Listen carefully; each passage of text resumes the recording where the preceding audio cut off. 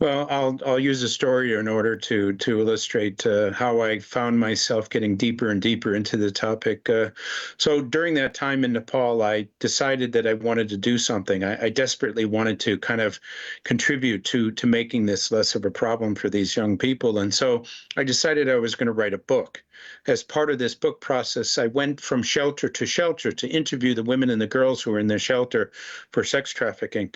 I went to one shelter, and there was a girl named Gita. And every time I approached her, she said, "No, no, no, I don't want to give my story." But as I sat and interviewed all these other women, she sat nearby and she listened to everything that was being said. When I finished and I was about to leave, Gita comes running up and says, "I changed my mind. You can have my story." So Gita sat on one side of the table. The rest of us were on the other side of the table. In over a 3-hour period, she told the worst story I'd ever heard of rape and torture and disease and betrayal and murder. I honestly didn't know what to say to this young woman. Finally, after a long pause, I said, "Wow, Gita, you must be so angry at those traffickers for the horrible things they did to you." She paused and paused. Then she said, "No, I'm angry at you and you and you." She said, "Where were you?" Said Wow. that every single day I woke up praying for somebody to come and help, and nobody came. She said that she went to school till she was 12. She knew that everything that was happening in front of the brothel was right out in the open. Nobody was doing anything. She said she wasn't angry at the traffickers. She said they are just what bad people doing what bad people do, bad things. She said she was angry at the good people, at Oh, society for allowing a 15-year-old girl to be commercially raped 7,000 times only to eventually get AIDS, and she was dying. So she pretty much called us all out.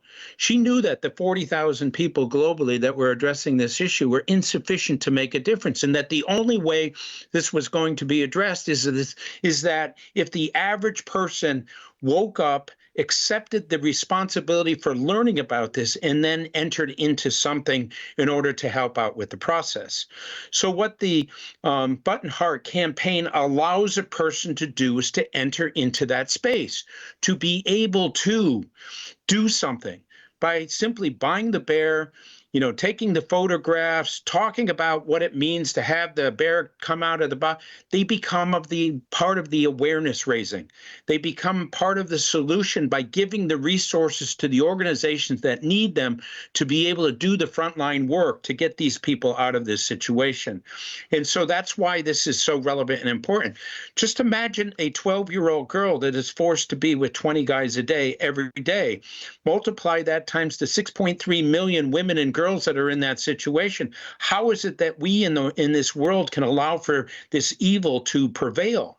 We as Christians, we have to recognize the relevance and the importance of, at some point, drawing a line in the sand and saying, as a society, this is unacceptable. And that's what we're really trying to do with this particular, radio interview and all the awareness campaigns, is to say, come on, guys, it's time. Because the cost of not doing something is horrific, because more and more young people are going to enter into this situation. That simply has to change.